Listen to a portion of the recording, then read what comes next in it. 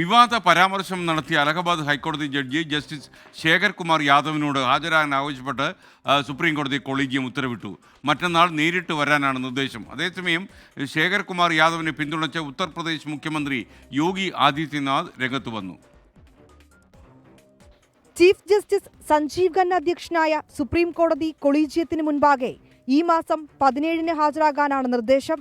അലഹബാദ് ഹൈക്കോടതി judge justice Shekhar Kumar യാദവിന്റെ വിവാദ പരാമർശത്തിൽ സുപ്രീം കോടതി നേരത്തെ അലഹബാദ് ഹൈക്കോടതിയോട് വിശദീകരണം തേടിയിരുന്നു. പിന്നാലെയാണ് കൊളീജിയത്തിന് മുൻപിൽ ഹാജരാകാൻ നിർദ്ദേശം നൽകിയത്. വിശ്വ ഹിന്ദു പരിഷത്തിന്റെ പരിപാടിയിൽ പങ്കെടുക്കവേ ഭൂരിപക്ഷമനുസരിച്ച് രാജ്യം ഭരിക്കപ്പെടുമെന്നും ഏക സിവിൽ കോഡ് നടപ്പാകുമെന്നും നടത്തിയ പരാമർശമാണ് വിവാദമായത്. വിമർശനങ്ങൾക്കിടെ ശേഖർ കുമാർ യാദവിന് പിന്തുണയുമായി ഉത്തർപ്രദേശ് മുഖ്യമന്ത്രി യോഗി ആദിത്യനാഥ് രംഗത്തെത്തി. സത്യം പറയുന്ന ജഡ്ജിമാർ ഉൾപ്പെടെയുള്ളവരെ ഭീഷണിപ്പെടുത്തുകയാണെന്ന് യോഗി ആദിത്യനാഥ് പറഞ്ഞു. ശേഖർ കുമാർ യാദവിനെ ഇംപീച്ച് ചെയ്യുന്നതിനുള്ള പ്രമേയത്തിന് അനുമതി തേടി പ്രതിപക്ഷ പാർട്ടികൾ രാജ്യസഭാ സെക്രട്ടറി ജനറലിന് കത്ത് നൽകിയിരുന്നു. പരാമർശത്തിൽ ഇന്ത്യൻ ലോയേഴ്സ് യൂണിയനും പ്രതിഷേധം രേഖപ്പെടുത്തിയിരുന്നു. 24 ഡൽഹി.